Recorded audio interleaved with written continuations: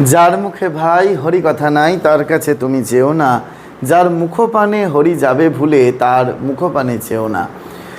আমাদের এটা খুব করে মনে রাখতে হবে যদি আমরা ভক্তিপথে এগোতে চাই বা যে কোনো জীবনে সফলতার শিখরে পৌঁছাতে চাই, তাহলে আমাকে নেগেটিভ মাইন্ডেড যারা রয়েছে, নেগেটিভ ভাইবসের মধ্যে যারা রয়েছে, তাদের কাছে আমরা যেন না যাই। এটাই এর অর্থ। এর অর্থ এরকম নয় যে অভক্ত তার কাছে আমি যাব না, আমি বিরাট ভক্ত হয়ে গেছি, এমনটা নয়।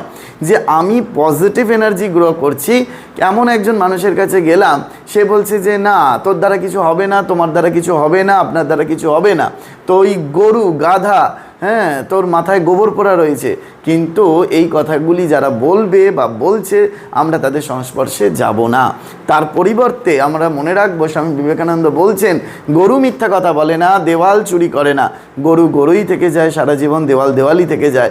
মানুষ মিথ্যা কথা বলে, মানুষ চুরি করিয়া থাকে, মানুষ চাইলে মানুষ দেবতা হয়ে উঠতে পারে।